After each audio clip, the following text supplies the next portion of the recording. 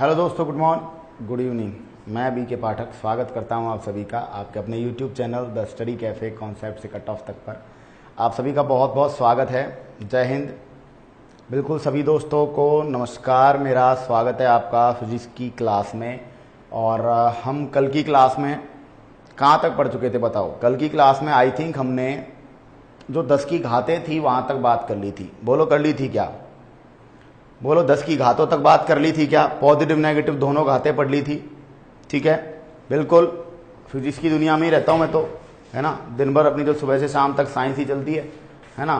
तो चलिए, तो एक बार मुझे बता दीजिए कि कल की क्लास में हमने 10 की पॉजिटिव और नेगेटिव पावर और जेटा योटा जेप्टो योक्टो तक पढ़ ली थी कि नहीं पढ़ ली थी? 10 की पावर -21 -24 प्लस 21 प्लस 24 तक पढ़ लिया था कि नहीं पढ़ लिया था? मैं उसके आगे बात बढ़ाऊं, फिर पढ़ लिया था। ठीक है, चलिए खुशबू शर्मा गुड इवनिंग, और बेंटन हेमंत मीना, बाकी सब जो भी आ गए हैं सबका स्वागत है।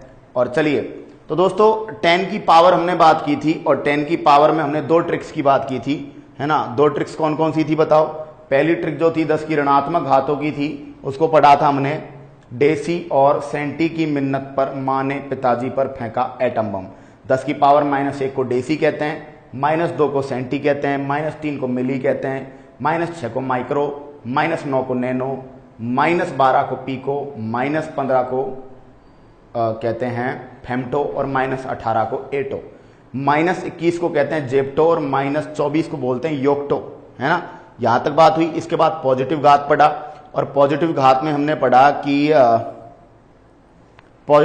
हमने पढ़ा डेकू और हेकू की मैगी टेस्टी है पर एक्सीलेंट नहीं, है ना। तो 10 की पावर 1 डेका, 10 की पावर 2 हेक्टो, 10 की पावर 3 किलो, 10 की पावर 6 मेगा, 10 की पावर 9 गीगा, 10 की पावर 12 पेटा, 10 की पावर 18 एक्सा, है ना। और 10 की पावर 21 जेटा और 10 की पावर 24 योटा, है ना। ये हमने पढ़ा था। रिंकू जांगिड, अच्छा पहचान गया भाई।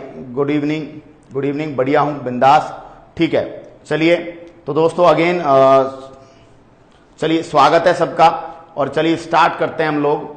अब कई बार क्या होता है कि आपको क्वेश्चन दे देता है एग्जामिनर जो होता है, कई बार आपको क्वेश्चन दे देता है। क्वेश्चन दे दिया कि पिकोग्राम को नैनोग्राम में बदलिए। क्या दे देगा आपको क्वेश्चन? पिकोग्राम को नैनोग्राम में बदलिए। पिकोग्राम को नैनोग्राम में बदलिए। पिकोग्राम को नैनोग्राम में बदलिए, आपको एक क्वेश्चन दे दिया। ठीक है, बिल्कुल आप सबसे ये रिक्वेस्ट है कि ज्यादा से ज्यादा आप लोग शेयर करें। ठीक है, और चैट पर ध्यान में नहीं देता शिवम दुबे, लेकिन कई बार बच्चों की क्वेरीज होते हैं, कुछ बच्चे क्वेश्चंस पूछते हैं, तो थोड़ा देखना पड़ता है ना। चलिए, तो दोस्तों देखिए पिकोग्राम को नैनोग्राम में। अब इसका एक बहुत बढ़िया फंडा, आपने लाइफ में बहुत सी चीजें पढ़ी होंगी, लेकिन इतना देसी इतना सिंपल जुगाड़ आपने कभी नहीं पढ़ा होगा, जो आपको बता देता हूं। देखो, पिकोग्राम को नैनोग्राम में बदलना हो ना, तो जब भी चेंज करना हो आपको, चेंज इन पावर, जब भी आपको घातों में चेंज करना हो तो आप एक फॉर्मूला लगाओगे। जब भी आपको घातों में चेंज करना हो, इससे बढ़िया ट्रिक आपको दूसरी नहीं मिलेगी। और ये ट्रिक नहीं है, ये बेसिक है, ये फंडामेंटल है। Change in power equal to एक सेकेंड,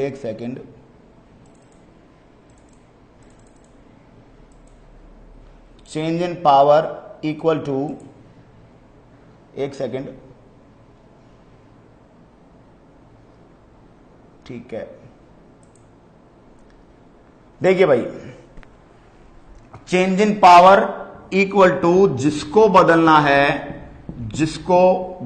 है अपॉन जिसमें बदलना है। ये आपको ट्रिक याद करनी है, शानदार ट्रिक है। जिसको बदलना है अपॉन जिसमें बदलना है। ठीक है, याद क्या करना है आपको? जिसको बदलना है अपॉन जिसमें बदलना है। ट्रिक शानदार। बिल्कुल आप ज्यादा से ज्यादा शेयर करें, आपसे यही कहना चाहूंगा। ठीक है, ज्यादा से ज्यादा शेयर करें ताकि ज्यादा से ज्यादा लोग हमसे जुड़ पाएं।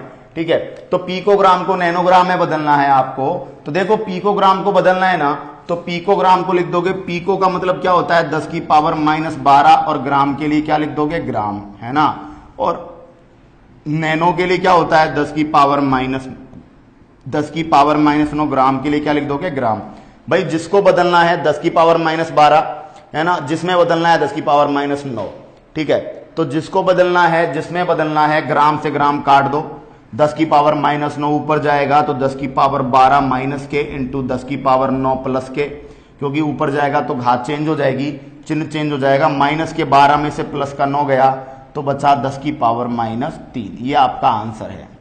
आपसे कोई पूछ ले कि पिकोग्राम में कितने नैनोग्राम होंगे तो आपका आंसर रहेगा 10 की पावर -3। पिकोग्राम में कितने नैनोग्राम होंगे तो आंसर रहेगा 10 की पावर -3 नैनोग्राम, 10 की पावर -3 नैनोग्राम। क्लियर है बात यहां तक, ठीक है। समझ में आई क्या बात, 10 की पावर -3 नैनोग्राम, ठीक है। बिल्कुल ज्यादा से ज्यादा शेयर करें, ट्रिक बेस्ट से बेस्ट जुगाड़ है आपके लिए। अच्छे अच्छे लोगों को ये बातें समझ में नहीं आती, अच्छे अच्छे लोग कंफ्यूज हो जाते हैं। बहुत मेहनत की है तब जाकर अपने आप को इस काबिल बनाया है कि जो आर्ट वाले बच्चे हैं उनके काम को आसान किया जा सके, ठीक है। बिल्कुल नरेंद्र कुमार मीणा बिल्कुल कंप्लीट है। तो देखो जब भी आपको 10 की घातों को बदलना हो तो आप जो ट्रिक काम में लेंगे वो ट्रिक है जिसको बदलना है बटा जिसमें बदलना है, जिसको बदलना है बटा जिसमें बदलना है। क्लियर है बात यहां तक, ठीक है। समझ में आई क्या बात, समझ में आई क्या, आगे बढ़ जाएं, ठीक है। आगे बढ़ते हैं। अब देखो एक क्वेश्चन अगला करते हैं, अगला क्वेश्चन करते हैं, देखो अगला क्वेश्चन करते हैं। लो ठीक है, 1000 मेगावाट को गीगावाट में बदलिए, 1000 मेगावाट को गीगावाट में बदलिए। 1000 मेगावाट को किस में बदलना है, गीगावाट में। बताओ बताओ, 1000 मेगावाट को गीगावाट में बदलना है। एक बार जो क्लास में बिल्कुल फेविक्विक का मजबूत जोड़, है ना। ओके रिंकू जाएंगे, ठीक है। बताओ तो 1000 मेगावाट को गीगावाट में बदलना है, बताओ, बदल के बताओ। कबाड़ी, व्हाट इज कबाड़ी, आई एम नॉट कबाड़ी, आई एम कबाड़ा, सबका कबाड़ा करने वाला, है ना। मजाक की बात है, ठीक है। मैं किसी का कबाड़ा नहीं करना भाई, बस फिजिक्स का सब्जेक्ट को दिमाग में ढंग से सेट करना है, ठीक है। बिल्कुल ऐड करवा देंगे, नो प्रॉब्लम। बताओ 1000 मेगावाट को गीगावाट में बदलना है। देखो 1000, अब फॉर्मूला ट्रिक क्या है बताओ, जिसको बदलना है अपॉन जिसमें बदलना है, जिसको बदलना है अपॉन जिसमें बदलना है। बदल दो यार, जिसको बदलना है अपॉन जिसमें बदलना है। किसको बदलना है, 1000 मेगा की जगह क्या लिखोगे 10 की पावर 6 और वाट, तो वाट 1000 10 की पावर 6 वाट। अच्छा गीगावाट क्या होता है 10 की पावर 9 वाट, तो वाट से वाट गया, 6 और 3 कितने हो गए 10 की पावर 9, नीचे भी क्या है 10 की पावर 9, हो गया बराबर 1। आंसर क्या आएगा, आंसर आएगा कि 1000 मेगावाट में कितना गीगावाट होता है, आपका आंसर रहेगा 1 गीगावाट होता है। कितना गीगावाट होता है बताओ, 1 गीगावाट होता है। 1000 मेगावाट में कितना गीगावाट होता है बताओ, 1 गीगावाट। बात समझ में आ गई क्या, बोलो। कहानी दिमाग में फिट बैठी क्या दोस्तों, बैठी कि नहीं बैठी, बोलो। बात समझ में आई, ठीक है। तो आपको एक ही तरीका ध्यान रखना है कि जब भी घातों में चेंज किया जाए, जब भी घातों में चेंज किया जाए तो एक ही थ्योरी आपको रखनी है कि रिंकू जांगिड़ समझ नहीं आया। देखो 1000 आपको बदलना है 1000 मेगावाट को, 1000 है ना, 1000 तो संख्या तो लिखोगे ना 1000, है ना। मेगावाट, मेगा बराबर होता है 10 की पावर 6, है ना। इसको किस में बदलना है आपको, गीगावाट में। गीगा बराबर होता है 10 की पावर 6। ट्रिक में लिखवाया था, ये कल की ट्रिक में लिखवाया था, है ना। ये कल की ट्रिक में लिखवाया था आपको। मेगा बराबर होता है 10 की पावर 6 और गीगा बराबर होता है 10 की पावर 9। ट्रिक तो याद करनी पड़ेगी ना। तो वाट से वाट गया 6 और ये 10 की, 1000 को क्या लिख सकते हो आप 10 की पावर 3, 6 और 3 क्या हो गई 9। अब 10 की पावर 9 ऊपर, 10 की पावर 9 नीचे, तो आंसर क्या आ गया बताओ 1 गीगावाट। आंसर क्या आ गया बताओ 1 गीगावाट। बात समझ में आ गई क्या, अब बताओ बात समझ में आ गई क्या, बात समझ में आ गई बैठ गई कि दिमाग में नहीं बैठी? बोलो भाई।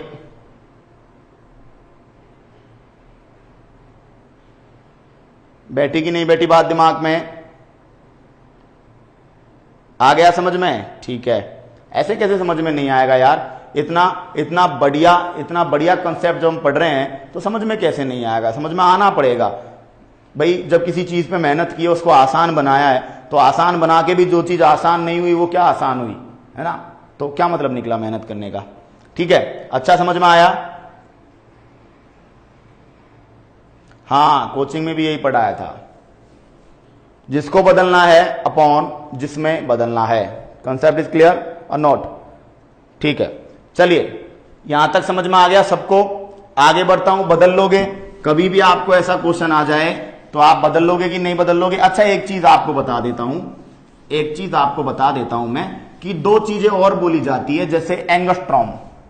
तो मैंने आपको कल भी बोला था, ठीक है, कि एंगस्ट्रॉम तो एंगस्ट्रॉम है ना, एंगस्ट्रॉम बराबर होता है, एक एंगस्ट्रॉम बराबर होता है 10 की पावर -10 मीटर। यहां मीटर फिक्स है, लेंथ एंगस्ट्रॉम जो है वो लेंथ का मात्रक है, लंबाई का, है ना? लेकिन पीको, नैनो, माइक्रो, इनको आप किसी के भी आगे काम में ले सकते हो, इनको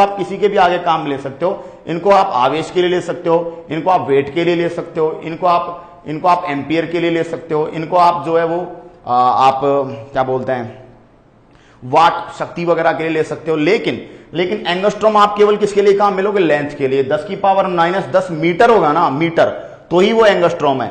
और 10 की पावर -15 मीटर होगा तो उसको फेम्टो नहीं कहोगे, उसको फर्मी मीटर कहोगे। क्या कहोगे? Fermi metre. तो फेम्टो तो किसी के लिए भी काम में लिया जा सकता है, एफएम, फेम्टो तो किसी के लिए भी काम में लिया जा सकता है, लेकिन 10 की पावर -15 मीटर है ना, मीटर, ये किसके लिए काम में लोगे? ओनली किसके लिए काम में लोगे?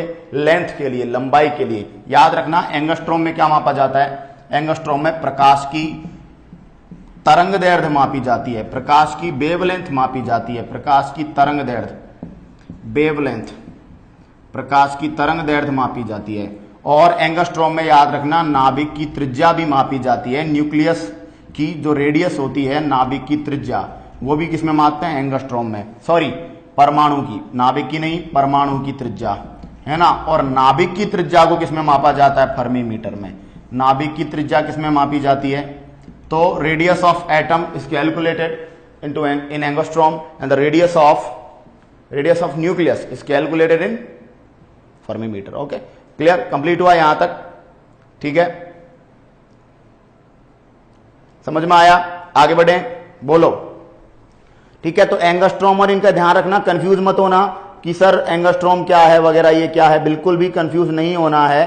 ठीक है, और बस दोस्तों एक रिक्वेस्ट है, वीडियो को ज्यादा से ज्यादा शेयर करें, लिंक को उठाकर अपने व्हाट्सएप, फेसबुक स्टेटस पर प्लीज आप लगाएं, ताकि ज्यादा से ज्यादा लोगों तक मैं पहुंच पाऊं, मेरी आवाज पहुंच पाए और मेरी फिजिक्स पहुंच पाए। ठीक है, बस यही है। क्लियर? यहां तक समझ में आया क्या? बोलो भाई, आगे बढ़ जाऊं क्या? ठीक है, अब दोस्तों हम देखो क्या क्या पढ़ चुके हैं हम लोग, बेसिक से चल रहे हैं बिल्कुल। हम लोग पहली क्लास में हम पढ़ चुके थे कि कौन कौन सी आपके पास भौतिक राशियां हैं, फिर हम भौतिक राशियों को लिखने के लिए कौन कौन से तरीके हैं, सदिश राशियां, अदिश राशियां वगैरह, उनकी बात हम कर चुके थे। उसके बाद हम 10 की घातों की बात कर चुके। अब दोस्तों मैं जो बात करने वाला हूं वो बात करने वाला हूं विमीय सूत्र पर। अच्छा, विमीय सूत्र से पहले आपको मैं एक पढ़ा देता हूं, मापन पद्धति। मापन पद्धतियां, मापन पद्धति मतलब आपने कई बार सुना होगा मीजरमेंट पॉलिसीज। ठीक है, मीजरमेंट मेथड्स। कोणीय वेग सदिश राशि है, श्रीकांत जांगिड़, सदिश राशि है, एंगुलर वेलोसिटी। ठीक है, एएलपी की वेटिंग लिस्ट अभी कुछ नहीं कह सकते यार इनका। ठीक है, मुझे रेलवे का जो प्रोसेस है उसका आइडिया थोड़ा कम है, पेपर्स वगैरह का पूरा आइडिया है, पर रेलवे का पेपर जो है तैयारी करने के हिसाब से मैं कभी अटेम्प्ट नहीं किया। क्यों? क्योंकि मुझे जनरली दूर की नौकरी पसंद नहीं थी। तो एसएससी ट्राई किया, पर एसएससी राजस्थान मुझे मिला नहीं, बाहर मिले 2-3 बार। उसके बाद राजस्थान जब मिल गया तो I am well certain Rajasthan. ठीक है, तो राहुल चौहान जी एरिया, अभी भी आपको कह रहा हूं, अदिश नहीं है दोस्त। बुक्स में बहुत में लिखा हुआ है, इसीलिए कहा था कि लोग कंफ्यूज हो रहे हैं। बुक्स में बहुत कुछ लिखा हुआ है, बुक्स में इसलिए लिखा हुआ है कि लेंथ इनटू लेंथ दोनों अदिश राशियां हैं, तो अदिश का गुणनफल अदिश से जो होता है वो अदिश ही होता है। लेकिन आप याद रखो, आप सर्च करो सरफेस एरिया, आप सर्च करो एरिया वेक्टर, आप सर्च करो डायरेक्शन ऑफ एरिया वेक्टर, आपको मिलेगा कि area is a vector not a scalar. आपको मिलेगा, आपको गूगल पे मिलेगा। एनसीईआरटी ने कुछ भी नहीं लिखा है। एनसीईआरटी यदि इसके बारे में लिखती तो बिल्कुल आपका वेलकम करता, लेकिन एनसीईआरटी में भी बहुत जगह इस वर्ड का प्रयोग हुआ है, एरिया वेक्टर, क्षेत्रफल सदिश, क्षेत्रफल सदिश, क्षेत्रफल सदिश, बहुत जगह प्रयोग में हुआ है। ठीक है, इस वजह से एनसीईआरटी की जो लैंग्वेज है उसको हम थोड़ा लेंगे और इसको सदिश मानेंगे। ठीक है, चलिए ओके। अब दोस्तों अपन बात करते हैं मापन पद्धति। देखो मापन में स्टार्टिंग में दो पद्धति आपके चलती थी, एक चलती थी एफपीएस और एक चलती थी सीजीएस। एफपीएस जो होती थी इसको बोला जाता था दोस्तों, इसको बोलते थे ब्रिटिश। जो ब्रिटिश पद्धति है वो कौन सी है बताओ? एफपीएस है। और जो फ्रेंच है, फ्रेंच, वो सीजीएस है।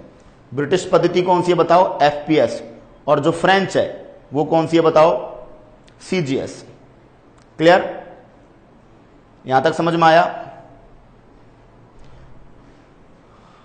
हाँ राहुल चौहान जी, मैं पहले भी कहा था, मैं पहले भी आपको बात बोल चुका हूं कि बुक्स में बिल्कुल नो डाउट बहुत जगह लिखा हुआ है, पर वो केवल मैं आपको वो कंसेप्ट भी बता दिया कि किस वजह से लिखा हुआ है।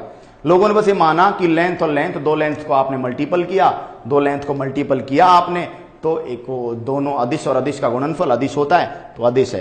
लेकिन मैंने बोला था ये अपवाद है, क्षेत्रफल को सदिश माना हुआ है। एरिया वेक्टर आप सर्च करिए आपको मिलेगा यार। ठीक है, कहीं पर किसी भी ऑथेंटिक बुक में अदिश भी नहीं दिया हुआ है, सदिश नहीं दिया तो अदिश भी किसी भी ऑथेंटिक सोर्स में नहीं दिया हुआ है। ठीक है, चलिए प्लेलिस्ट बनवा देंगे, नो प्रॉब्लम। ठीक है, तो एफपीएस और सीजीएस, देखो एफपीएस में एफपीएस को इलांगेट करते हैं फुट, एफपीएस को क्या लिखते हैं? Foot pound second, foot pound second.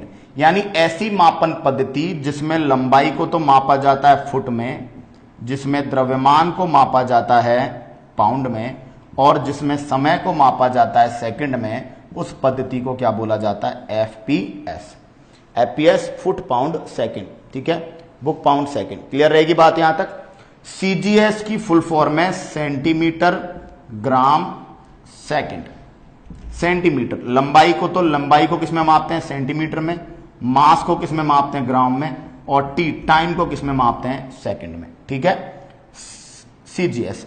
CGS से ही आगे चलकर बनी थी एमकेएस, और एमकेएस पद्धति को मीट्रिक कहा जाता है। एमकेएस पद्धति को क्या बोला जाता है? मीट्रिक। और एमकेएस की फुल फॉर्म क्या है? मीटर, किलोग्राम और सेकंड। ठीक है, मीटर में क्या ले रहे हैं बताओ? लेंथ। द्रव्यमान ले रहे हैं किलोग्राम में, और टाइम किस में ले रहे हैं बताओ? सेकंड में। टाइम किस में ले लिया? सेकंड में। ठीक है, अभी बताऊंगा लोकेश जी, अभी बताऊंगा। ठीक है, और एमकेएस जो पद्धति आई, याद रखना एमकेएस पद्धति का ही विस्तृत रूप, एमकेएस पद्धति का ही जो विस्तृत रूप है, ये 1960 में एक संधि हुई थी। ठीक है, उस संधि के दौरान एमकेएस को ही संशोधित करके चेंज किया गया और इसको पूरी तरीके से अप्लाई कर दिया गया 1967 में। भाई संधि कब हुई थी? 1960 में, और अप्लाई कब हो गई थी? 1967 में। और एमकेएस को ही संशोधित किया और विस्तृत किया। ठीक है, थोड़ा इलोंगेट किया, थोड़ा मॉडिफाई किया, और जो कौन सी पद्धति ला दी बताओ? एसआई पद्धति। एसआई मतलब सिस्टम इंटरनेशनल। सिस्टम इंटरनेशनल का मतलब इसको बोला जाता है अंतरराष्ट्रीय मापन पद्धति। अंतरराष्ट्रीय मापन पद्धति। तो दोस्तों आज हम टोटल कितनी पढ़ते हैं बताओ? 4 पढ़ लेते हैं। ठीक है, तो दोस्तों याद करिएगा आप, मापन पद्धति शुरुआत से लेकर चले। ऊनी कपड़े नरेंद्र कुमार मीणा शरीर को गर्म ऐसे रखते हैं कि आपकी बॉडी की जो हीट है ना उसको बाहर नहीं जाने देते। सर्दी के दिनों में बाहर तापमान कम होता है, आपकी बॉडी में टेम्परेचर ज्यादा होता है, तो बॉडी की हीट बाहर जाने का डर रहता है, तो हम ऊनी कपड़े गर्म कपड़े पहनकर उस हीट को बाहर जाने से रोकते हैं। कुछ लोग ऐसा सोचते हैं कि गर्म कपड़े इसलिए पहनते हैं ताकि बाहर की ठंड अंदर ना घुस जाए। ठंड अंदर नहीं घुसती दोस्तों, बॉडी की हीट बाहर जाती है, हम उसको बचाते हैं। ठीक है, क्लियर? आगे बात समझ में, कंसेप्ट क्लियर हुआ? तो दोस्तों देखोगे एफपीएस सबसे पहले, FPS foot pound second, CGS centimetre gram second. FPS को ब्रिटिश पद्धति बोलते हैं, सीजीएस को फ्रेंच। गॉसियन गॉसियन पद्धति भी बोलते हैं, डेसिमल पद्धति भी बोलते हैं सीजीएस को, है ना। Gaussian, decimal, French. सीजीएस से ही बना एमकेएस मीट्रिक, है ना। और एमकेएस को ही विस्तृत किया। 1960 में संधि हुई, 1967 में, ठीक है, 1967 में क्या किया गया, इसको पूरी तरह अप्लाई कर दिया गया और इसको संशोधित करके सिस्टम इंटरनेशनल, अंतरराष्ट्रीय मापन पद्धति मान लिया गया। स्क्रीनशॉट ले लीजिए। नरेंद्र कुमार मीणा जी एक्सप्लेन किया है अभी कि सर्दी के दिनों में बाहर तापमान कम होता है, बॉडी का तापमान 37 बना रहता है। अब टेम्परेचर आपको पता है, हीट उच्च ताप से निम्न ताप की ओर जाती है, ऊष्मा कहां से कहां जाती है, उच्च ताप से निम्न ताप की ओर। आपकी बॉडी का तापमान ज्यादा है, बाहर तापमान कम है, तो आपकी बॉडी से हीट जो होगी वो बाहर जाएगी। हीट का लॉस ज्यादातर कानों से होता है, इसलिए बोलते हैं सर्दी में कान बचा लेने चाहिए। क्यों? क्योंकि हीट लॉस कम होना चाहिए ना, तो कानों पे मफलर पहनते हैं। अब लोग ऐसा सोचते हैं कि सर्दी के दिनों में ठंड घुस जाती है बॉडी में, ठंड नहीं घुसती है बॉडी की हीट बाहर जाती है। अब उस हीट को बाहर जाने से रोकने के लिए ऊनी कपड़े पहनते हैं, क्योंकि ऊन जो होती है ऊष्मा की कुचालक होती है।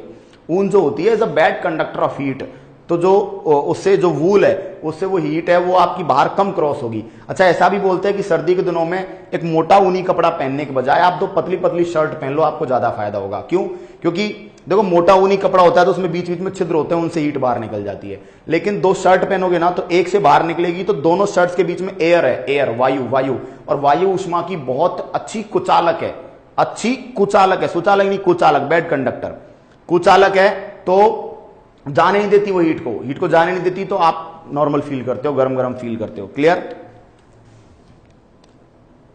पोलोनियम को लेकर देखो एनसीईआरटी 10th और 12th में विवाद है, ठीक है, तो इसको मैं बिल्कुल कंफर्म करूंगा।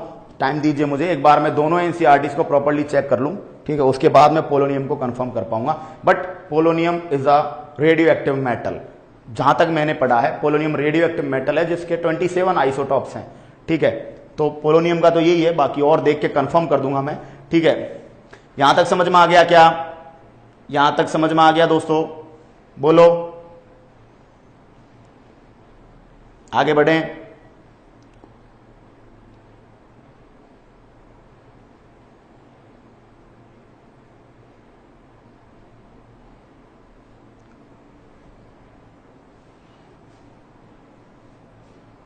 लालचंद वर्मा, सर कॉन्फिडेंट होना अच्छी बात है बट ओवर कॉन्फिडेंट होना गलत। कौन हो गया ओवर कॉन्फिडेंट? मैं तो खुद बात बोलता हूं, ये ओवर कॉन्फिडेंस गलत है, ठीक है।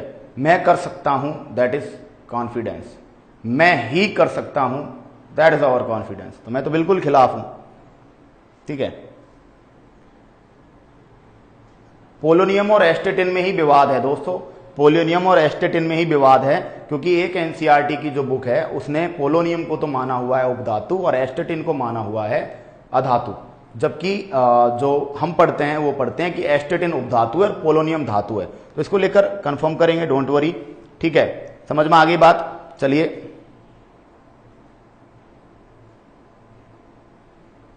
कंफर्म हुआ भाई, आगे चलें।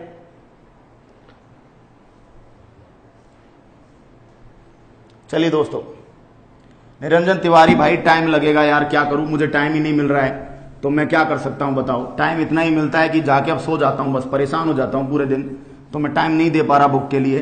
पढ़ा रहा हूं बच्चों को कि खुद लिख लो और पढ़ लो भाई, बुक का पता नहीं कब आएगी, कैसे आएगी, आएगी जब बता दिया जाएगा आपको, ठीक है। चलिए, ओके,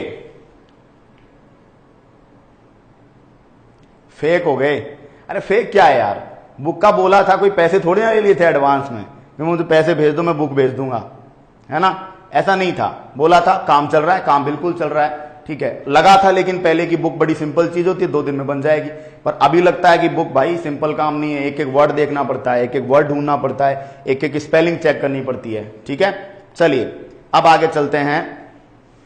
आदित्य आनंद जी, बायो की क्लास इवनिंग में चल रही है, 4 बजे के करीब होती है, 4 साढ़े 4 बजे शिवानी मैम बायो की क्लास ले रही है। मेरे पिछले वीडियो रिकॉर्डेड हैं, वो आप पढ़ सकते हो, और मैम के जो क्लासेज हैं वो रेगुलर लाइव चल रही है, तो आप वहां से भी पढ़ सकते हो, ठीक है।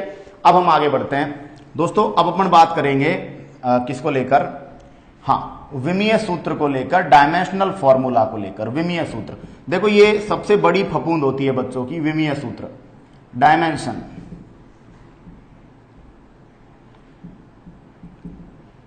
ये बहुत बड़ी प्रॉब्लम होती है बच्चों की, डायमेंशंस, विमीय सूत्र। ठीक है, चलिए तो देखो विमीय सूत्र होते क्या हैं भाई। आपके पास मूल राशियां कितनी हैं? 7। अब जितनी भी भौतिक राशियां हैं उनका निर्माण इन 7 से हुआ होगा भाई, पक्की बात है। 7 और 2 पूरक राशियां। ठीक है, पूरक राशियों तक मात्रक लिखा ही नहीं जाता है, और मूल राशियों को लिखते हैं अपन लोग, मूल राशियों के विमीय सूत्र लिखते हैं, मूल राशियों का मात्रक निकलते हैं। ठीक है, तो ये सब मूल राशियों के लिए लिखते हैं। ठीक है, और पूरक राशियों के लिए तो आप ना तो मात्रक लिखते हो ना विमीय सूत्र लिखते हो। तो जब जितनी भी व्युत्पन्न राशियां हैं, जितनी भी डिराइव्ड क्वांटिटीज हैं, ठीक है, उन सबका निर्माण किससे हुआ होगा बताओ? मूल राशियों से। अब इन व्युत्पन्न राशियों को जब आप तोड़ोगे तो आपको क्या मिलेगी? मूल राशि। बोलो मिलेगी कि नहीं मिलेगी? सभी जो व्युत्पन्न राशियां हैं इनको तोड़ोगे तो लास्ट में आपको कोई सी ना कोई सी मूल राशि ही मिलेगी। मिलेगी कि नहीं मिलेगी? बोलो। विनोद सिंह, बिल्कुल, गुड इवनिंग। अरे बताओ मिलेगी कि नहीं मिलेगी?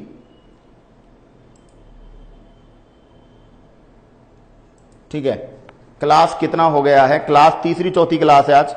ठीक है, तो दोस्तों जब भी किसी मूल राशि को आप तोड़ोगे तो आपको क्या मिलेगा बताओ? तो आपके पास कैसी राशि मिलेगी बताओ? मूल राशि मिलेगी। कैसी राशि मिलेगी? मूल राशि। ठीक है, अब दोस्तों देखो, किसी भी भौतिक राशि को मूल राशियों के संकेत लिखवाए मैंने, एम, एल, टी, थीटा या केल्विन, है ना, एम्पियर का आई, है ना, ये लिखवाए नहीं कि नहीं लिखवाए? ठीक है, पदार्थ की मात्रा मोल, सीडी कैंडेला, लिखवाए नहीं लिखवाए? तो ये संकेत है। तो किसी भी भौतिक राशि को मूल राशियों की घातों के रूप में लिखना, किसी भी भौतिक राशि को मूल राशियों की घातों के रूप में लिखना, है ना, मूल राशियों के जो संकेत है ना उनकी घातों के रूप में जो लिखना होता है उसे विमीय सूत्र कहा जाता है। या किसी भी व्युत्पन्न राशि का ऐसा प्रेजेंटेशन जिसमें उस राशि को जो मूल राशियां हैं उनकी घातों के रूप में लिखा जा रहा हो, उस प्रेजेंटेशन को विमीय सूत्र कहा जाता है। निरंजन तिवारी, यार मैथ्स का भी मैं कुछ नहीं कह सकता क्यों नहीं चल रही, क्योंकि मेरा आता हूं, मैं अपनी क्लास लेके निकल जाता हूं। ठीक है, तो एक बार कंफर्म करके आपको बता दिया जाएगा।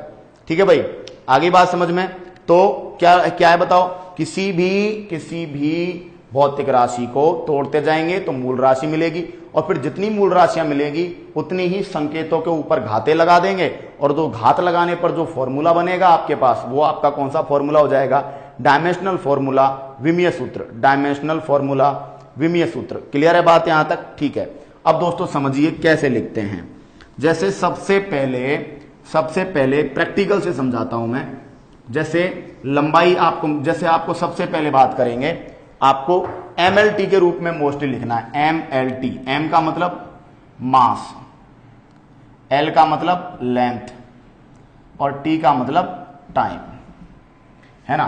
तो जैसे एग्जांपल लिया, सबसे पहले अपन ने लिख दिया दूरी, डिस्टेंस।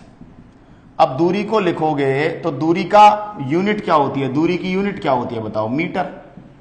दूरी की यूनिट क्या होती है? मीटर। अब बताओ यहां पे कहीं पर द्रव्यमान है क्या? द्रव्यमान है क्या? द्रव्यमान नहीं है भैया। नीरज गुर्जर क्लास 1 घंटे चल रही है, इससे ज्यादा लाइव में पढ़ाना बहुत मुश्किल हो जाता है। ठीक है, तो मीटर यूनिट जो है वो 1 मीटर है। अब यहाँ पे किलोग्राम है क्या? नहीं है। तो द्रव्यमान 0 है, तो m आपने द्रव्यमान लिख दिया 0, m की पावर क्या लगा दी? 0। लंबाई यहाँ पे मीटर है तो l की पावर में क्या लिख दिया? 1। और समय यहाँ पे 0 है तो आपने क्या लिख दिया? t0। तो क्या बन गया बताओ? m0 l1 t0। अब चाहो तो आप 0 किसी भी नंबर की पावर 0 होती है तो उसकी वैल्यू 1 होती है, तो चाहो तो आप इसको ओनली L1 भी लिख सकते हो, और चाहो तो M0 L1 T0 भी लिख सकते हो। बोलो सही है कि नहीं? ठीक है। दूसरा जैसे बात करोगे विस्थापन, तो विस्थापन भी क्या होता है? डिस्प्लेसमेंट। विस्थापन क्या होता है? डिस्प्लेसमेंट। विस्थापन का मात्रक भी क्या होता है? मीटर। वही मात्रक मीटर है तो द्रव्यमान 0, m0, लंबाई 1 और t0 बराबर में क्या लिख सकते हो? L1। बोलो बात सही है कि नहीं है? ठीक है। थर्ड नंबर पर चाल को लिखते हैं स्पीड। चाल बराबर क्या होता है बताओ? दूरी बटा समय, है ना, डिस्टेंस अपॉन टाइम। ठीक है, दूरी को क्या लिखोगे? मीटर, समय को क्या लिखोगे बताओ, सेकंड। अब बताओ यहां पे द्रव्यमान है क्या, किलोग्राम ग्राम कुछ भी नहीं है, तो आपने लिख दिया m0। लंबाई है क्या, L1। समय है क्या, समय बटे में है नीचे T1, ऐसे लिखा। अब जब भी नीचे की चीज ऊपर जाती है घात चेंज हो जाती है, तो m0 L1 T minus 1, m0 L1 T minus 1, m0 L1 T minus 1, तो इसको आप डायरेक्ट लिख सकते हो L1 T माइनस 1। क्यों, क्योंकि m की पावर 0 है, इसको आप लिख भी सकते हो नहीं भी लिख सकते हो। बात आपके दिमाग में बैठ गई होगी, बैठी है कि नहीं बैठी है। सिंपल सा कंसेप्ट है, बेसिक सा कंसेप्ट है, ज्यादा दिमाग नहीं लगाना है, ठीक है। तो दोस्तों देखोगे चाल, अच्छा आपको दे दे वेग, वेग बराबर, वेग को क्या लिखते हैं, वेलोसिटी, है ना। वेग बराबर क्या होता है बताओ, विस्थापन बट्टा समय। वेग बराबर क्या होता है, विस्थापन बट्टा समय। विस्थापन बट्टा समय होता है, तो विस्थापन का मात्रक भी मीटर होता है और समय का मात्रक क्या होता है, सेकंड, है ना। वही द्रव्यमान है क्या, नहीं है। लंबाई है क्या, है, T1 है, m0 L1 T माइनस 1। तो बताओ क्या बन गया, इसको शॉर्ट में लिख सकते हो L1 T माइनस 1। यहां तक की बात समझ में आई क्या, यहां तक की बात समझ में आई क्या, बोलो। बिल्कुल समझ में आ गई कि नहीं आई, बोलो दादाओ।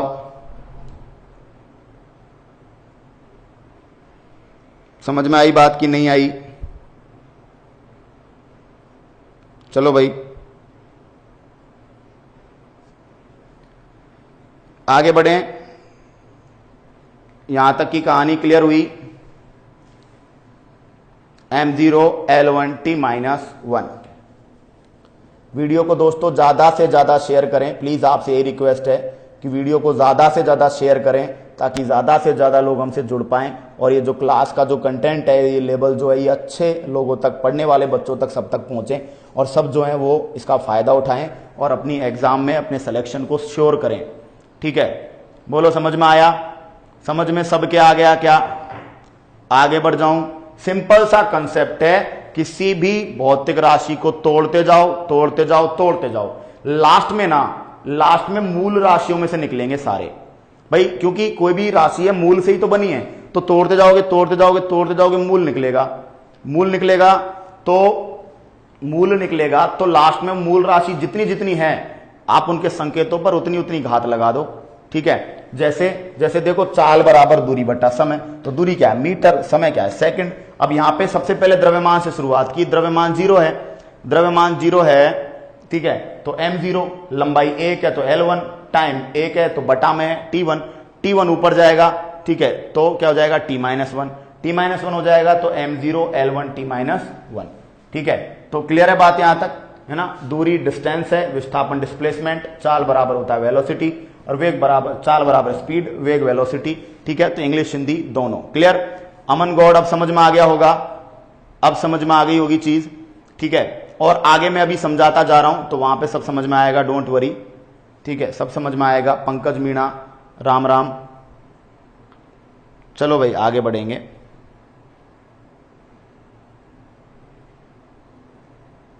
चलो भाई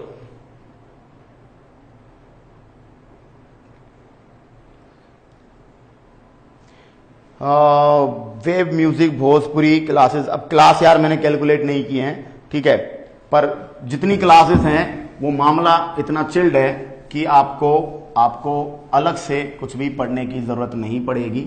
आप क्लासेस का मटेरियल पढ़ लें और आराम से पेपर में बेधड़क कूद जाएं, ठीक है। आपको कोई भी रोकने टोकने वाला नहीं होगा, ठीक है। चलिए, स्पीड की जगह टाइम लिखा होता, मतलब आपसे पूछा जा रहा है टाइम का, तो देखो समय का पूछ रहा है, रेडियन स्टेरेडियन ध्रुवगोर नहीं लिखे जाते। देखो समय का आपसे विमीय सूत्र पूछता तो समय देखो यहां पे द्रव्यमान 0, लेंथ 0, T1, है ना। तो यहां पे या तो लिखते m0 L0 T1 या सिंपल ही लिख देते T1, तो ये समय का विमीय सूत्र हो जाता टाइम का, ये टाइम का डायमेंशनल फॉर्मूला हो जाता, है ना। टाइम का क्या हो जाता है, m0 L0। देवा मीणा यार दिख तो सही रहा है यार, देख तो भाई सही रहा है, ठीक है। मैं एक बार खुद देख लेता हूं,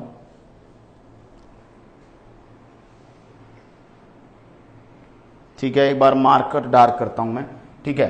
तो M0 L0 T1 है ना, क्लियर, यहां तक समझ में आया, ठीक है, ओके।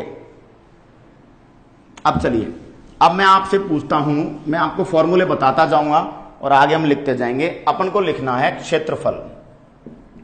क्षेत्रफल जो होता है, क्षेत्रफल का फॉर्मूला होता है लंबाई इंटू चौड़ाई, लेंथ इंटू विड्थ, है ना।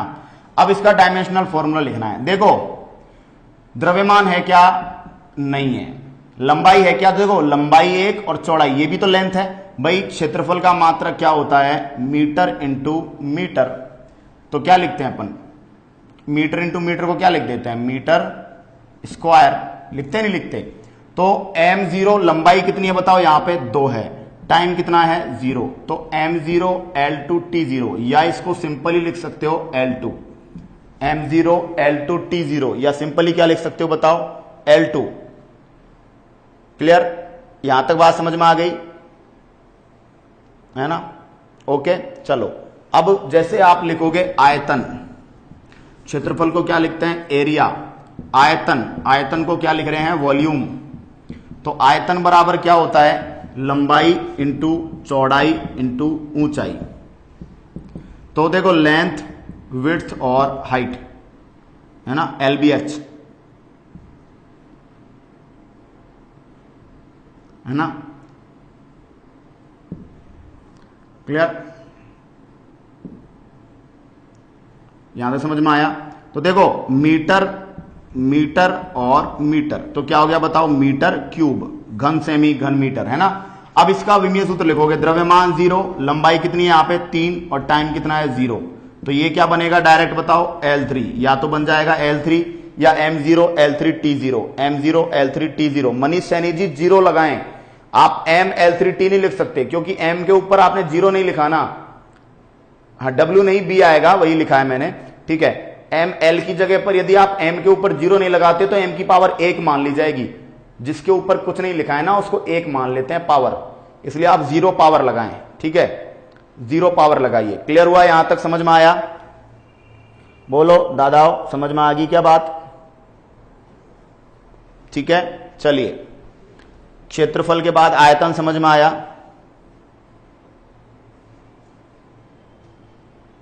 चलिए क्षेत्रफल के बाद हम चलते हैं त्वरण पर, एसिलरेशन। अच्छा घनत्व पे चलते हैं, चलो घनत्व, डेंसिटी, बिल्कुल आराम आराम से बनाते बनाते सीखते सीखते चलेंगे, ठीक है। घनत्व, घनत्व को क्या लिखते हैं, डेंसिटी। घनत्व का फॉर्मूला क्या होता है, घनत्व का फॉर्मूला होता है घनत्व बराबर द्रव्यमान अपॉन आयतन, द्रव्यमान अपॉन आयतन मतलब M/V, मास अपॉन वॉल्यूम। अब द्रव्यमान का मात्रक क्या होता है बताओ, किलोग्राम, और वॉल्यूम का मात्रक क्या होता है, मीटर क्यूब। तो मात्रक तो यूनिट तो क्या हो गया, मात्रक आपसे पूछ ले घनत्व का कोई तो आप क्या बोलोगे, किलोग्राम पर मीटर क्यूब, किलोग्राम पर मीटर क्यूब, है ना। और किलोग्राम द्रव्यमान के लिए क्या लिखोगे, M1, और लंबाई के लिए क्या लिखोगे, L3, है ना। तो क्या बनेगा, M1 L-3, है ना, और T यहां पे 0 है, तो या तो M1 L-3 T0 लिख दो, या सिंपली M1 L-3 लिख के बाद खत्म कर दो। T को लिखना चाहे तो आप लिख सकते हो, नहीं लिखना चाहो तो नहीं लिख सकते।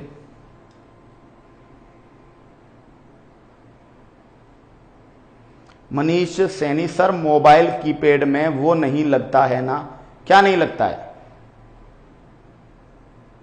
क्या नहीं लगता भाई,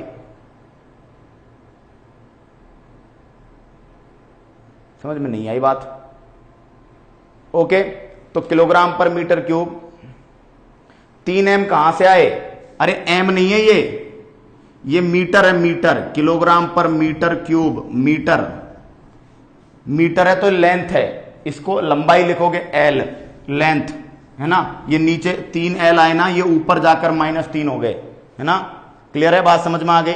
M1 L-3 T0, ठीक है। इसके बाद आप पढ़ोगे त्वरण, त्वरण त्वरण को लिखते हैं एक्सीलरेशन। त्वरण बराबर क्या होता है? त्वरण बराबर होता है वेग बट्टा समय। वेग बट्टा समय, वेग बट्टा समय बराबर क्या होता है? v बट्टा टी।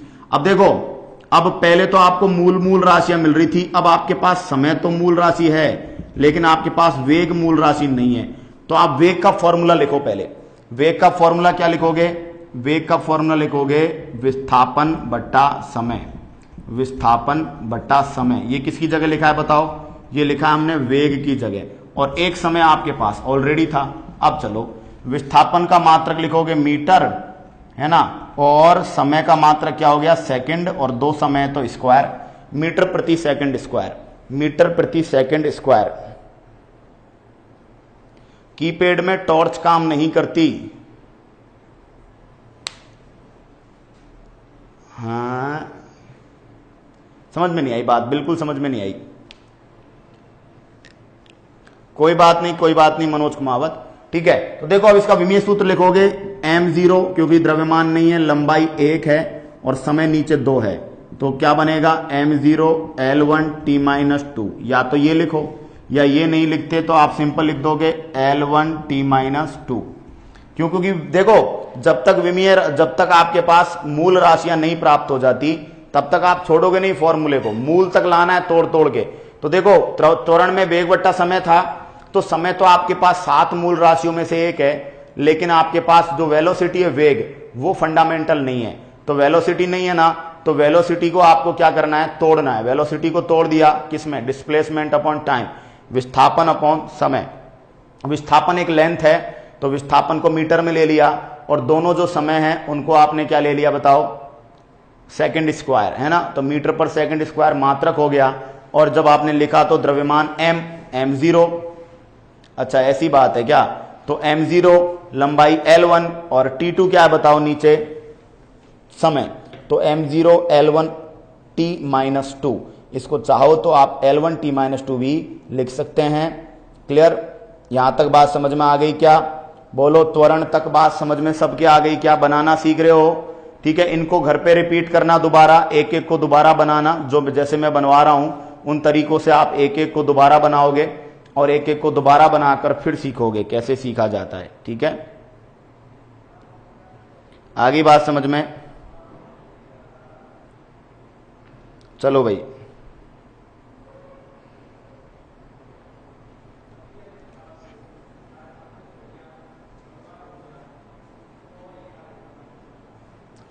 सर 1 हेक्टामीटर में कितने हेक्टामीटर? अब दोनों ही हेक्टामीटर हेक्टामीटर पूछ रहे हो तो यार एक ही होगा। हेक्टामीटर, 1 हेक्टामीटर में कितने हेक्टामीटर होते हैं? तो ये कौन सा क्वेश्चन हुआ? हेक्टामीटर में हेक्टामीटर पूछ रहे हो आप। धारा का विमीय सूत्र आसाराम बिल्कुल बताएंगे, क्यों नहीं बताएंगे? धारा का विमीय सूत्र भी। धारा का विमीय सूत्र क्या बताओगे यार? धारा मूल राशि है, और मूल राशि तो आप डायरेक्ट एम्पियर लिख दो उसको, ए, है ना। ठीक है, एम्पियर लिख दो। ठीक है, ऑप्शन कोई सा भी मिल सकता है, लालचंद वर्मा ऑप्शन कोई सा भी मिल सकता है, आप दोनों के हिसाब से चलोगे। ठीक है, जो ऑप्शन आपको मिल जाता है वो करेक्ट है। क्लियर? ऐसा नहीं मिलेगा कि ऑप्शन में m0 L1 t-2 भी आ गया और L1 t-2 भी आ गया, क्योंकि दोनों ही सही है, दोनों ही सही है ना। चलो आगे क्वेश्चन की तरफ चलते हैं। त्वरण के बाद अगला आपको लिखना है बल, फोर्स।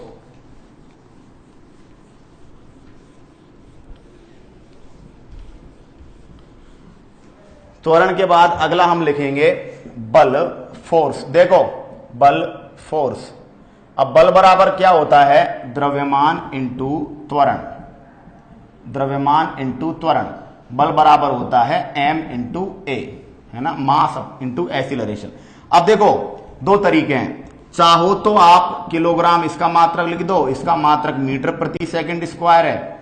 किलोग्राम इंटू मीटर प्रति सेकंड स्क्वायर, इसी को अपन बोल देते हैं न्यूटन।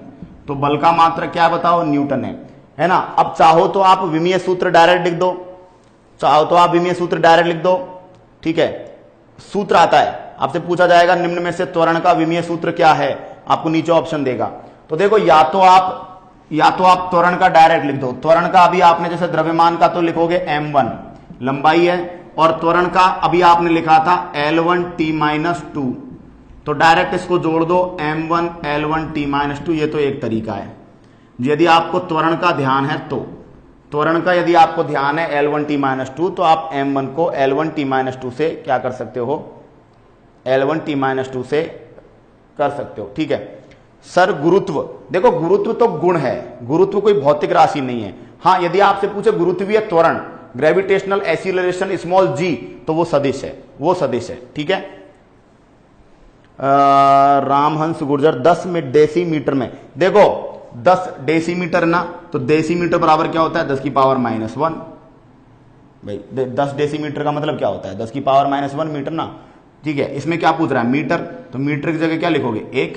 भाई मीटर की जगह क्या लिख दोगे मीटर लिखोगे, है ना। 10 की पावर -1 मीटर, मीटर से मीटर गया, 10 की पावर -1 और ये 10 की पावर प्लस का 1, माइनस और प्लस बराबर बराबर हो गए तो आंसर क्या आएगा बताओ, आंसर क्या आएगा बताओ, दोनों को गुणा कर दोगे आंसर क्या आएगा। 10 डेसीमीटर में कितने मीटर होंगे, तो ये संख्या होगी 0।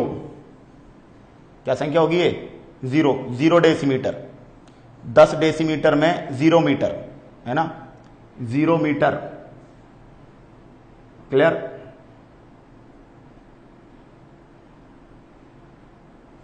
सॉरी ये 10 की पावर 0 होगा, 10 की पावर 0, 10 की पावर -1 और +1 तो 10 की पावर 0 आएगा, और 10 की पावर 0 आएगा तो आंसर आएगा 1 मीटर, आंसर 1 मीटर आएगा।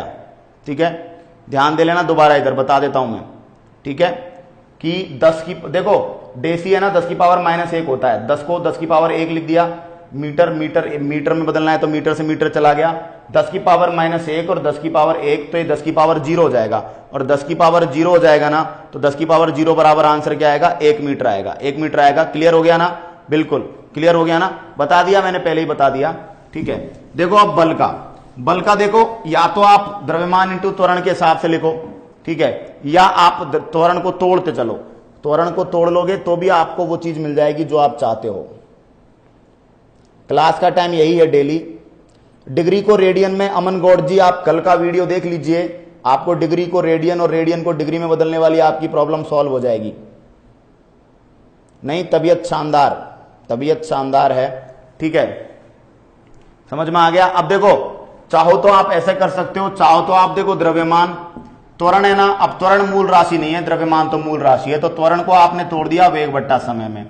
अब समय मूल राशि है लेकिन वेग मूल राशि नहीं है, तो वेग को तोड़ दो द्रव्यमान इंटू वेग को तोड़ दिया विस्थापन वट्टा डिस्प्लेसमेंट अपॉन टाइम, और एक टाइम ऑलरेडी था। अब चारों मूल राशियां आ गई। अब बना लो द्रव्यमान का m1, लंबाई का L1, समय का नीचे क्या आ गया, समय का नीचे क्या आ गया T2, तो बन के आ गया m1 L1 T-2। ये बल का आपको बिल्कुल इंपॉर्टेंट है, m1 L1 T-2, m1 L1 T-2। आसाराम पब्दी क्लास का डेली टाइम यही है 6:30 से 7:30, 6:30 से 7:30। बात समझ में आ गई क्या सबको, बोलो बात समझ में आ गई क्या। ठीक है बल तक समझ में आया। बल का याद रखना है m1 L1 T-2, त्वरण का क्या था L1 T-2। यहां तक समझ में आई बात, समझ में आई क्या। मैं बढ़ जाऊं आगे फिर, बोलिए।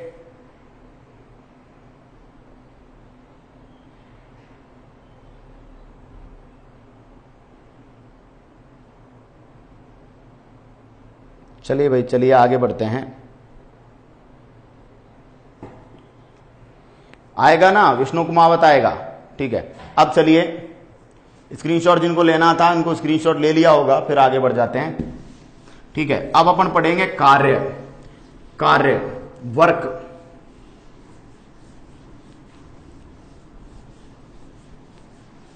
देखिए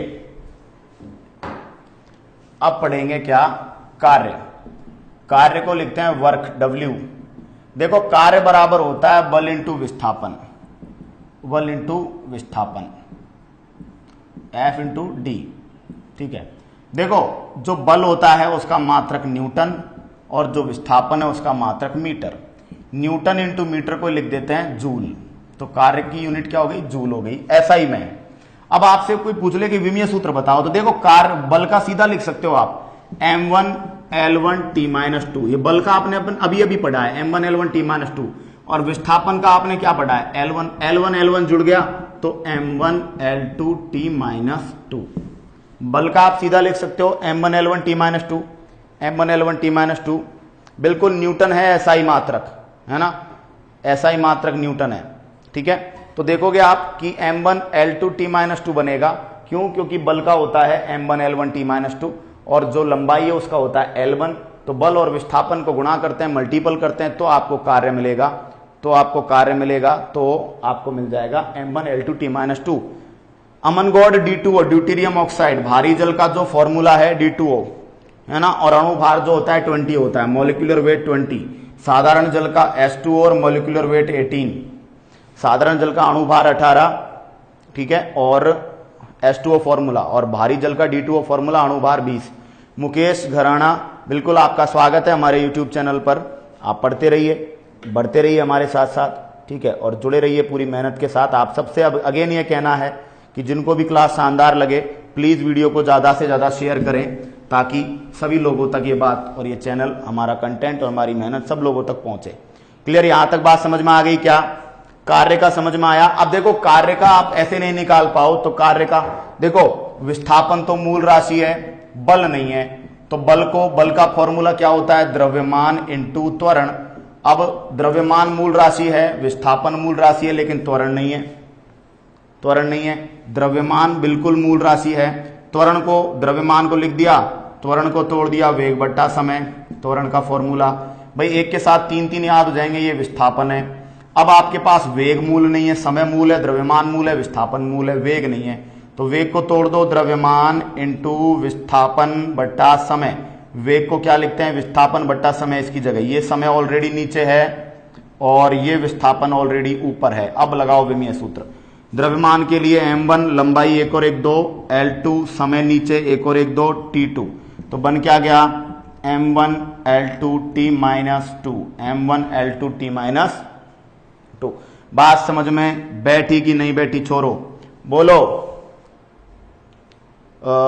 शुष्क वायु में ध्वनि की चाल, अच्छा कितने टेम्परेचर पर बताएं? 25 डिग्री पर 346 है ना, 25 डिग्री सेंटीग्रेड पर 346, 0 डिग्री सेंटीग्रेड पर तो नमी होती है, तब 332, 25 पर आप मानोगे 346 है ना। से वीडियो राहुल कोल जी, देखो लाइव क्लास में पढ़ना और रिकॉर्डेड पढ़ना दोनों में अंतर भी होता है, ठीक है। सुरेश केवट जी, नोटिफिकेशन आए नहीं आए, एग्जैक्ट 6:30 बजे आप अलार्म लगा लिया करो, 6:30 बजकर उसी के आसपास के टाइम में आपकी क्लास स्टार्ट हो जाएगी, ठीक है। रिंकू मीणा, वेट भार एक बल है, तो भार एक गुरुत्वाकर्षण बल है। भार क्या होता है? किसी भी वस्तु पर, किसी भी ऑब्जेक्ट पर उसके प्लेनेट द्वारा, उसके ग्रह द्वारा लगाए जाने वाले गुरुत्वीय बल की माप। The value of gravitational force on an object by its planet, इसके प्लेनेट द्वारा, ग्रह द्वारा किसी भी वस्तु पर जो ग्रेविटेशनल फोर्स लगता है उसको वेट बोलते हैं। तो जो वेट है एक बल है, बल का मात्रक न्यूटन, तो वेट का मात्रक भी न्यूटन और वेट का मात्रक न्यूटन। तो जो बल के डायमेंशंस हैं, बल का जो विमीय सूत्र है वही भार का विमीय सूत्र होगा, ठीक है। तो क्लास कैसी रही दोस्तों? क्लास को बिल्कुल कंप्लीट कर रहे हैं, और कल की क्लास में आपको यहां से आगे थोड़ी बात बताते हुए मैं पहला आपका फंडामेंटल टॉपिक स्टार्ट कर दूंगा, गति, मोशन। तो पहला आपका टॉपिक है, रेलवे का फेवरेट टॉपिक बना हुआ है दोस्तों, पूरी मेहनत पूरी जान से उसको पढ़ना है, ठीक है। और एनटीपीसी का एग्जाम का देखो अभी तक श्योर तो नहीं है, लेकिन ऐसा है कि सितंबर दोस्तों जाने वाला है आपका एनटीपीसी का exam, but I am not sure. आप तैयारी अगस्त के हिसाब से रखिए, जुलाई में तो नहीं होना है, लेकिन आप तैयारी अगस्त के हिसाब से रखें, सितंबर तक चांसेस पूरे हैं कि एग्जाम जाएगा, ठीक है। लेकिन पेपर को तीतरी कर देना है भाई साहब, पेपर को ऐसे उड़ा देना है कि क्वेश्चन पता नहीं चले कि किधर गया और कब लपक गया, ठीक है। तो पंकज मीणा जी बता दिया था कि शुष्क वायु तब मानते हैं जब टेम्परेचर थोड़ा ज्यादा हो, तो 25 डिग्री मान के भी आप चलो तो 346-47 डिग्री सेंटीग्रेड है ना, क्योंकि 0 डिग्री सेंटीग्रेड पर जब वायु होती है, ठीक है, तो ध्वनि की जो स्पीड होती है साउंड की वो 332 होती है 0 डिग्री सेंटीग्रेड पर। तो 25 पर 346-347 के करीब है ना, यही लेकर चलेंगे डाटा। ओके, चलिए तो दोस्तों कल मुलाकात करेंगे इसी वक्त इसी टाइम। तब तक के लिए अलविदा साथियों। वीडियो को प्लीज लिंक को ज्यादा से ज्यादा शेयर करें। यदि आप मुझे कुछ देना चाहते हैं तो बस यही कि आप लिंक जो मेरे वीडियो की है उसको उठाएं और अपने व्हाट्सएप फेसबुक के स्टेटस पर और आपके जितने भी ग्रुप्स हैं उन सब में प्लीज एक बार शेयर करें। आपसे यही कहना है। कल फिर मुलाकात करेंगे। अलविदा साथियों। जय हिंद, जय भारत, वंदे मातरम, बाय।